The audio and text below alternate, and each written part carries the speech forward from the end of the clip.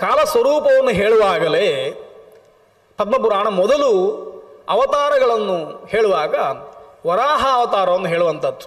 ಎಲ್ಲ ಪುರಾಣಗಳಲ್ಲಿ ವರಾಹ ಅವತಾರ ಮೊದಲಿಗೆ ಬರ್ತದೆ ಸಾಮಾನ್ಯವಾಗಿ. ಪದ್ಮಪುರಾಣದಲ್ಲಿ ಮೊದಲು ಆದಿವರಾಹ, ಯಾರು ಭೂಮಿಯನ್ನು ಹಿರಣ್ಯಾಕ್ಷನಿಂದ ರಕ್ಷಣೆ ಮಾಡಿದನೋ ಆತನ ಕಥೆ ಬರುವಂಥದ್ದು. ಭೂಮಿ ರಸಾತಲಕ್ಕೆ ಹೋಯಿತು, ಮುಳುಗಿ ಹೋಯಿತು ಅಂತ ಆಗುವಾಗ ಆ ಭೂಮಿಯನ್ನು ತನ್ನ ಕೋರೆದಾಡೆಗಳಿಂದ ಎತ್ತಿ ಭೂಮಿಯನ್ನು ಉದ್ಧಾರ ಮಾಡಿದ ವರಾಹನ ಬಗ್ಗೆ ಪದ್ಮಪುರಾಣ ಹೇಳುತ್ತದೆ. ಭೂಮಿ ಸ್ತುತಿ ಮಾಡ್ತಾಳೆ ಆ ಹೊತ್ತಿಗೆ ವರಾಹನನ್ನು. ಆತನ ರೂಪ ಹೇಗುಂಟು ಅಂತ ಅದ್ಭುತವಾಗಿ ಸ್ತುತಿ ಮಾಡ್ತಾಳೆ. ಆ ಹೊತ್ತಿಗೆ ಭೂಮಿ ಹೇಳೋ ಒಂದು ಮಾತು, ಅದನ್ನು ನೋಡುವ.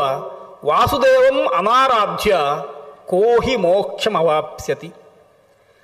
ಮೋಕ್ಷಕ್ಕೆ ಹೋಗಬೇಕು ಅಂತ ನಾವೆಲ್ಲ ಪ್ರಯತ್ನ ಮಾಡ್ತೇವೆ. ಮೋಕ್ಷಕ್ಕೆ ಹೇಗೆ ಹೋಗಬೇಕು ಅಂತ ಏನೂ ಮಾಡದೆ ಸುಮ್ಮನೆ ಕೂತ್ಕೊಂಡ್ರೆ ಮೋಕ್ಷಕ್ಕೆ ಹೋಗ್ಲಿಕ್ಕೆ ಸಾಧ್ಯ ಇಲ್ಲ. ಅಥವಾ ಯಾರನ್ನು ಆರಾಧನೆ ಮಾಡಬೇಕು ಅಂತ. ಮೋಕ್ಷದಸ್ತು ಜನಾರ್ದನ ಅಂತ ಭಾಗವತದಲ್ಲಿ ರುದ್ರದೇವರು ಹೇಳ್ತಾರೆ. ಅಹಂ ಭೋಗಪ್ರದೋ ವತ್ಸ ಮೋಕ್ಷದಸ್ತು ಜನಾರ್ದನ ಅಂತ. ಹೀಗೆ ಭಗವಂತನನ್ನು ಉಪಾಸನೆ ಮಾಡಬೇಕು ಅಂತ. ಭಗವಂತನನ್ನು ಉಪಾಸನೆ ಮಾಡೋದು ಹೇಗೆ ಅಂತಂದರೆ ವಾಸುದೇವನನ್ನಾಗಿ ಉಪಾಸನೆ ಮಾಡಬೇಕು. ವಾಸುದೇವ ರೂಪವನ್ನು ಉಪಾಸನೆ ಮಾಡಬೇಕು. ಧ್ರುವನಿಗೆ ನಾರದರು ಉಪದೇಶ ಮಾಡ್ತಾರೆ, ವಾಸುದೇವ ಮಂತ್ರವನ್ನು ಉಪಾಸನೆ ಮಾಡು, ವಾಸುದೇವ ರೂಪಿಯಾದ ಭಗವಂತನನ್ನು ಧ್ಯಾನ ಮಾಡು, ನೀನು ಎಲ್ಲ ಬಂಧಗಳನ್ನು ಕಳಚಿಕೊಳ್ತಿ, ಮೋಕ್ಷಕ್ಕೆ ಹೋಗ್ತೀನಿ ನೀನು ಅಂತ. ಹಾಗೆ ಅಂತಹ ವಾಸುದೇವನನ್ನು ಆರಾಧನೆ ಮಾಡಬೇಕು ಮೋಕ್ಷಕ್ಕೋಸ್ಕರ. ಅದಕ್ಕೆ ಭೂಮಿ ಸ್ತೋತ್ರ ಮಾಡ್ತಾ ಹೇಳ್ತಾಳೆ, ವಾಸುದೇವಂ ಅನಾರಾಧ್ಯ ಕೋಹಿ ಮೋಕ್ಷಂ ಅವಾಪ್ಸ್ಯತಿ. ಭಗವಂತನನ್ನು ಆರಾಧನೆ ಮಾಡದೆ ಮೋಕ್ಷಕ್ಕೆ ಹೋಗ್ಲಿಕ್ಕೆ ಸಾಧ್ಯ ಇಲ್ಲ. ಹಾಗಾಗಿ ನಾನು ಅಂತಹ ಭಗವಂತನನ್ನು ಸ್ತೋತ್ರ ಮಾಡ್ತೇನೆ ಅಂತ ಭೂಮಿ ಮಾಡಿದಂತಹ ಸ್ತುತಿ ಈ ಹೊತ್ತಿಗೆ ಬರ್ತದೆ. ಕಾಲದ ಪರಿಮಾಣವನ್ನು ಹೇಳ್ತಾ ಭಗವಂತನಿಂದ ಜಗತ್ತಿನ ಸೃಷ್ಟಿ ಆಗುವಾಗ ಮನುಷ್ಯರನ್ನು ದೇವತೆಗಳನ್ನೆಲ್ಲ ಭಗವಂತ ಸೃಷ್ಟಿ ಮಾಡಿದ ಅಂತ. ಸೃಷ್ಟಿ ಮಾಡಿ ಅವರಿಗೆ ಒಂದೊಂದು ಹೆಸರನ್ನು ಕೊಟ್ಟಿದ್ದಾನೆ ಅಂತ ಪುರಾಣ ಹೇಳ್ತದೆ. ಹೆಸರನ್ನು ಹೇಗೆ ಕೊಟ್ಟದ್ದು ಅಂತ ಕೇಳಿದರೆ, ಹೆಸರನ್ನು ಕೊಡುವಾಗ ವೇದ ಶಬ್ದೇನ ನಾಮಧೇಯ ಅನ್ನು ಚಕಾರ ಅಂತ ಪದ್ಮಪುರಾಣ ಹೇಳುವಂಥದ್ದು. ಅವರಿಗೆಲ್ಲ ನಾಮಧೇಯವನ್ನು ಭಗವಂತ ಮಾಡಿದ್ದು ವೇದ ಶಬ್ದೇನ ಅಂತ. ವೇದದಲ್ಲಿರುವ ಶಬ್ದಗಳನ್ನು ತೆಗೆದು ಕೊಟ್ಟ ಅಂತ. ಅಂದರೆ ನಿತ್ಯವಾದಂತಹ ವಾಕ್ಯನಿಂದ ಅವರಿಗೆ ನಾಮಧೇಯಗಳನ್ನು ಭಗವಂತ ಮಾಡಿದ, ಕೊಟ್ಟ ಅಂತ. ಅದರಲ್ಲಿ ರಕ್ಷಸ್ಸು, ಯಕ್ಷರು, ಗಂಧರ್ವರು, ಸರ್ಪರು, ಅಹಿಗಳು ಇತ್ಯಾದಿ ಹೆಸರುಗಳನ್ನೆಲ್ಲ ಹೇಳ್ತಾರೆ. ಕೆಲವು ಭೂತಗಳು ಸೃಷ್ಟವಾಗುವಾಗ ನಮ್ಮನ್ನು ರಕ್ಷಿಸು ಅಂತ ಪ್ರಾರ್ಥನೆ ಮಾಡಿದ್ವಂತೆ. ಹಾಗಾಗಿ ಅವುಗಳಿಗೆ ರಕ್ಷಸ್ಸು ಅಂತ ಭಗವಂತ ಹೆಸರು ಕೊಟ್ಟ ಅಂತ. ನಮಗೇನಾದರೂ ತಿನ್ಲಿಕ್ಕೆ ಕೊಡು ಅಂತ ಕೆಲವರು ಪ್ರಾರ್ಥನೆ ಮಾಡಿದ್ರಂತೆ, ಅವರಿಗೆ ಯಕ್ಷರು ಅಂತ ಭಗವಂತ ಹೆಸರನ್ನು ಕೊಟ್ಟ ಅಂತ. ನಾವೇನು ಕಮ್ಮಿಯಲ್ಲ ಅಂತ ಹೇಳಲಿಕ್ಕೋಸ್ಕರ ಅವರನ್ನು ಅಹಿಗಳು ಅಂತ ಭಗವಂತ ಹೇಳಿದ ಅಂತ. ಹೀಗೆ ಒಂದೊಂದು ಶಬ್ದಗಳಿಗೂ ಸಾರ್ಥಕ್ಯವನ್ನು ಪದ್ಮಪುರಾಣ ತಿಳಿಸ್ತದೆ. ಆಮೇಲೆ ಈ ಜಗತ್ತನ್ನು ಸೃಷ್ಟಿ ಮಾಡುವಾಗ ಚಾತುರ್ವರ್ಣ್ಯದ ಸೃಷ್ಟಿಯನ್ನು ಪದ್ಮಪುರಾಣ ಹೇಳ್ತದೆ. ಇವತ್ತು ತುಂಬ ವಿವಾದಕ್ಕೆ ಒಳಗಾದ, ನಾವು ಅದನ್ನು ತಪ್ಪು ಅರ್ಥ ಮಾಡಿಕೊಂಡು ಏನೇನೋ ಮಾತಾಡ್ತಾ ಇರುವಂತಹ ಒಂದು ವ್ಯವಸ್ಥೆ ಚಾತುರ್ವರ್ಣ್ಯ ಅಂತ ನಮಗೆಲ್ಲ ಗೊತ್ತುಂಟು. ಬ್ರಾಹ್ಮಣ, ಕ್ಷತ್ರಿಯ, ವೈಶ್ಯ, ಶೂದ್ರ ಎನ್ನುವ 4 ವರ್ಣಗಳು ಅಂತ. ಜಾತಿ ಅಲ್ಲ, ಅದು ವರ್ಣ. ಆ ವರ್ಣಗಳ ಸೃಷ್ಟಿ ಆಯಿತು ಅಂತ ಪದ್ಮಪುರಾಣ ಹೇಳ್ತದೆ. ಯಾಕೆ ಸೃಷ್ಟಿ ಆಯಿತು ಅಂತ ಪ್ರಶ್ನೆ. ದೇವರಿಗೆ ಯಾಕೆ ಒಂದೇ ವರ್ಣವನ್ನು ಸೃಷ್ಟಿ ಮಾಡ್ಬೋದು ಇತ್ತಲ್ವ? ಈ 4 ವರ್ಣಗಳನ್ನು ಸೃಷ್ಟಿ ಮಾಡಿದ್ದು ಯಾಕೆ ದೇವರು ಅಂತ ಪದ್ಮಪುರಾಣ ಅದಕ್ಕೆ ಸಾರ್ಥಕ್ಯವನ್ನು ಕೊಡ್ತದೆ, ಉತ್ತರವನ್ನು ಕೊಡ್ತದೆ. ಬ್ರಾಹ್ಮಣ, ಕ್ಷತ್ರಿಯ, ವೈಶ್ಯ, ಶೂದ್ರಾಶ್ಚ ನೃಪಸತ್ತಮ ಪಾದ ಊರು ವಕ್ಷಸ್ಥಲತಃ ಮುಖತಶ್ಚ ಸಮುದ್ಗತಾ ಯಜ್ಞ ನಿಷ್ಪತ್ತಯೇ ಸರ್ವಮೇತದ್ ಬ್ರಹ್ಮ ಚಕಾರ. ಚತುರ್ಮುಖ ಬ್ರಹ್ಮ ಈ 4 ವರ್ಣಗಳನ್ನು ಸೃಷ್ಟಿ ಮಾಡಿದ, ಮನುಷ್ಯರನ್ನು ಸೃಷ್ಟಿ ಮಾಡಿದ ಮೇಲೆ. ಯಾಕೆ ಅಂದರೆ ಯಜ್ಞ ನಿಷ್ಪತ್ತಯೇ ಅಂತ. ಇದೆಲ್ಲ ಆದದ್ದು ಯಾಕೆ ಅಂತಂದರೆ ಭಗವಂತನನ್ನು ಆರಾಧನೆ ಮಾಡಲಿಕ್ಕೆ ಅಂತ. ಒಂದು ಯಜ್ಞ ಅಂತ. ಪುರುಷ ಸೂಕ್ತವನ್ನು ಸರಿಯಾಗಿ ನಾವು ನೋಡಿದರೆ ಇಡೀ ಜಗತ್ತನ್ನು ಇಟ್ಟುಕೊಂಡು ಋಷಿಗಳು, ದೇವತೆಗಳು ಒಂದು ಯಜ್ಞ ಮಾಡ್ತಾರೆ. ಆ ಯಜ್ಞದಲ್ಲಿ ಪ್ರತಿಯೊಂದು ಕೂಡ ಯಜ್ಞದ ಒಂದೊಂದು ಅಂಗವಾಗಿ ಬರ್ತದೆ. ಪಶುಗಳು, ಕಾಲ ಪರಿಮಾಣಗಳು, ವಸ್ತುಗಳು, ಎಲ್ಲ ರೀತಿಯ ಜಂತುಗಳು, ದೇವತೆಗಳು, ಅಸುರರು, ಅದೇ ರೀತಿಯಲ್ಲಿ ಈ ಚಾತುರ್ವರ್ಣ್ಯವು ಕೂಡ. ಅದು ಯಜ್ಞಪುರುಷನ ಒಂದೊಂದು ಭಾಗದಿಂದ ಹುಟ್ಟಿದ್ದು. ಯಾಕೆ ಅಂತಂದರೆ ಯಜ್ಞಪುರುಷನನ್ನು ಆರಾಧನೆ ಮಾಡಲಿಕ್ಕೋಸ್ಕರ ಯಜ್ಞ ನಿಷ್ಪತ್ತಯೇ ಅಂತ ಪದ್ಮಪುರಾಣ ಉತ್ತರ ಕೊಡ್ತದೆ.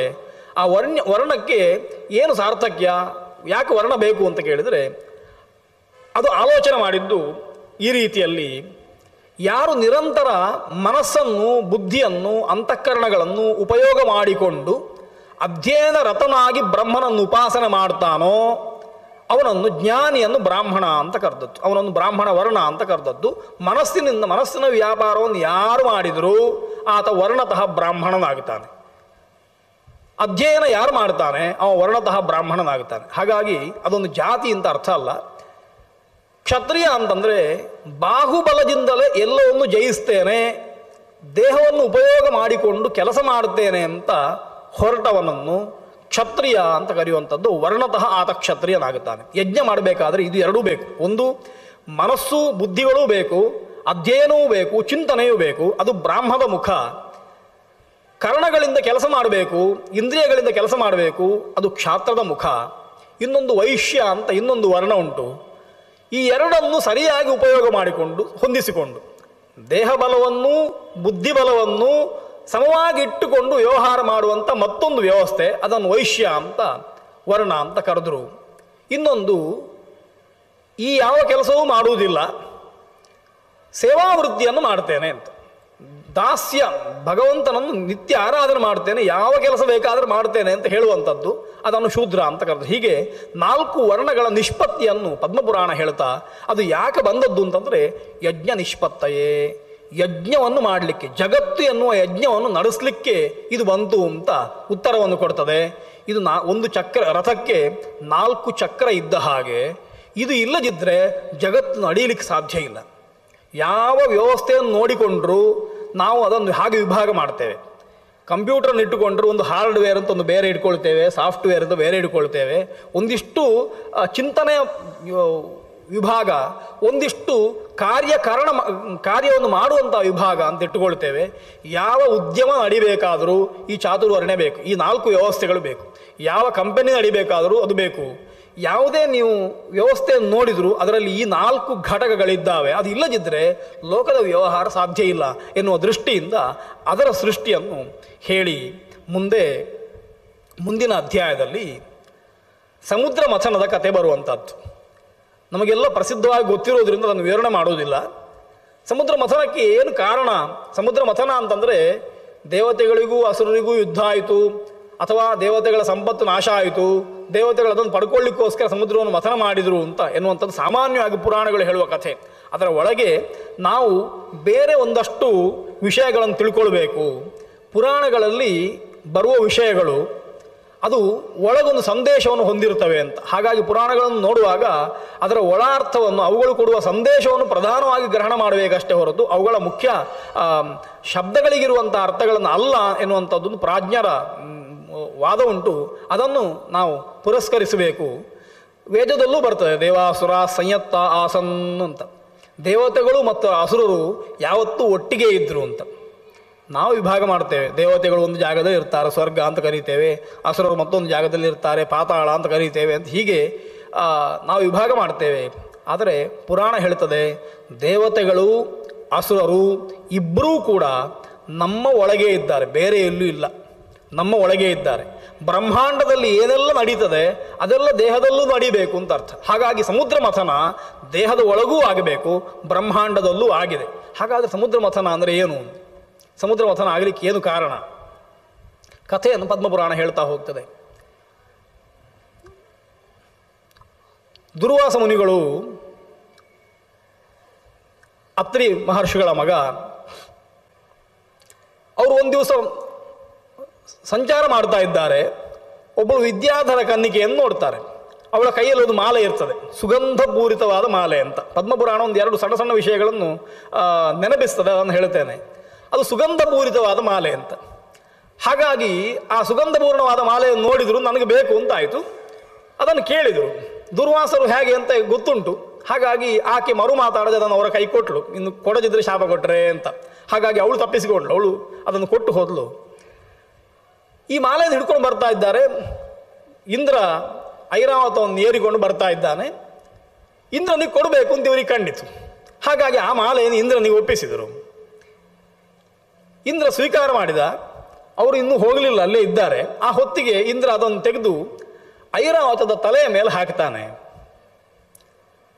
ಕತೆ ನಮಗೆ ಗೊತ್ತುಂಟು. ಐರಾವತ ಮತ್ತೇನು ಮಾಡಿತು, ಸೊಂಡಿಲಿನಿಂದ ಎಳೀತು, ಅದಕ್ಕೇನೋ ಕಿರಿಕಿರಿ ಆಯಿತು, ಸೊಂಡಿಲಿನಿಂದ ಎಳೆದು ಕಾಲಿಗೆ ಹಾಕಿ ತುಳಿತು ಅಂತ ಪದ್ಮಪುರಾಣ ಹೇಳ್ತದೆ. ಐರಾವತ ಸುಮ್ಮನೆ ಕಾಲಿಗೆ ಹಾಕಿ ತುಳಿದದಲ್ಲ ಅದನ್ನು. ಅದು ಏನಾಯ್ತು ಅದಕ್ಕೆ ಅಂತಂದರೆ, ಈ ಮಾಲೆ ಎಷ್ಟು ಅದರಲ್ಲಿ ಗಂಧ ಅಂತಂದರೆ ಅದಕ್ಕೆ ಅಮಲಿ ಏರಿತಂತೆ, ಮತ್ತು ಬಂತಂತೆ. ಅದರ ಸುಗಂಧ ಅದನ್ನು ಆಗ್ರಹಣ ಮಾಡಿ ಐರಾವತಕ್ಕೆ ಮತ್ತು ಬಂತು ಅಂತ. ಸ್ವಲ್ಪ ಏನೋ ಅದು ಅದರ ಮನಸ್ಸು ಚಂಚಲ ಆಯಿತು, ಅದು ತೂರಾಡಿದ ಹಾಗಾಯಿತು. ಆ ಹೊತ್ತಿಗೆ ಅದಕ್ಕೆ ಏನು ಮಾಡಬೇಕು ಏನು ಮಾಡಬಾರ್ದು ಅಂತ ಗೊತ್ತಾಗಲಿಲ್ಲ. ಅದು ಮದೋನ್ಮತ್ತವಾಗಿ ಕಣ್ಣು ಕಾಣಿಸದೆ ಆ ಮಾಲೆಯನ್ನು ಕಾಲಿಗೆ ಹಾಕಿ ತುಳಿಯಿತು ಅಂತ ಒಂದು ಕಾರಣವನ್ನು ಪದ್ಮಪುರಾಣ ಕೊಡ್ತದೆ. ಬೇರೆ ಪುರಾಣಗಳು ಅಷ್ಟೇ ಹೇಳ್ತದೆ. ಐರಾವತ ಅದಕ್ಕೇನೋ ಕಿರಿಕಿರಿ ಆಯಿತು, ಎದ್ದು ಅದು ಕೆಳಗೆ ಹಾಕಿದ್ದು ನಾವು. ಐರಾವತ ಯಾಕೆ ಕೆಳಗೆ ಹಾಕಿದ್ದು ಅಂತಂದರೆ ಆ ಮಾಲೆಯ ಸೌಗಂಧ ಅಷ್ಟಿತ್ತು. ಆದ್ದರಿಂದ ಅದನ್ನು ಸ್ವೀಕಾರ ಮಾಡಲಿಕ್ಕಾಗದೆ, ಕಣ್ಣು ಕಾಣದೆ ಅದು ಕೆಳಗೆ ಹಾಕಿತು, ಅದನ್ನು ತುಳಿಯಿತು. ದುರ್ವಾಸರಿಗೆ ಸಾಕಾಯಿತು, ಇಷ್ಟು ಸಾಕು, ನಾನು ಕೊಟ್ಟ ವಸ್ತುವನ್ನು ನನ್ನ ಎದುರಿನಲ್ಲೇ ಹಾಳು ಮಾಡಿದ. ದುರ್ವಾಸರಿಗೆ ಕೋಪ ಬಂದದ್ದು ದೊಡ್ಡ ವಿಷಯ ಅಲ್ಲ. ಅವರಿಗಿಂತ 10 ಪಟ್ಟು ಕೋಪ ನಮಗೆ ಬರ್ತದೆ. ನಾವು ಯಾರಿಗಾದರೂ ಒಂದು ವಸ್ತುವನ್ನು ಕೊಟ್ಟರೆ, ಒಂದು ಪುಸ್ತಕವನ್ನು ಅಥವಾ ಒಂದು ವಸ್ತುವನ್ನು ಕೊಟ್ಟರೆ, ನಮ್ಮ ಎದುರಲ್ಲೇ ಅವರದ್ರನ್ನು 4 ಹಾಳೆ ಹರಿದ್ರೆ, ಅಥವಾ ಒಂದು ಒಳ್ಳೆಯ ವಸ್ತುವನ್ನು ಕೊಟ್ಟರೆ ನಮ್ಮ ಎದುರಲ್ಲೇ ಕೆಳಗೆ ಹಾಕಿದರೆ, ದುರ್ವಾಸರು ಏನು ಹೇಳಿದರು, ನಿನ್ನ ಸಂಪತ್ತೆಲ್ಲ ನಾಶ ಆಗಿ ಹೋಗಲಿ ಅಂತ ಹೇಳಿದರು. ನೀನು ನಾಶ ಆಗುವುದಿಂದ್ರೆ ನನಗೆ ಹೇಳಲಿಲ್ಲ, ನಾವಾದರೆ ನೀನೇ ನಾಶ ಆಗಿ ಹೋಗು ಅಂತ ಹೇಳ್ತೇವೆ. ಅಷ್ಟು ಕೋಪ ನಮ್ಗೆ ಬರ್ತದೆ ಅಂತ ಅರ್ಥ. ಹಾಗೆಯೇ ದುರ್ವಾಸರಿಗೆ ಕೋಪ ಬಂತು. ಒಳ್ಳೆಯ ದೃಷ್ಟಿಯಿಂದ ಒಂದು ಮಾಲೆಯನ್ನು ನಿನಗೆ ಕೊಟ್ಟಿದ್ದೇನೆ, ಅದನ್ನು ಇಟ್ಕೊಳ್ಳಿಕ್ಕೆ ಆಗಲಿಲ್ಲ, ಹಾಗಾಗಿ ನಿನ್ನ ಸಂಪತ್ತೆಲ್ಲ ನಾಶ ಆಗಲಿ.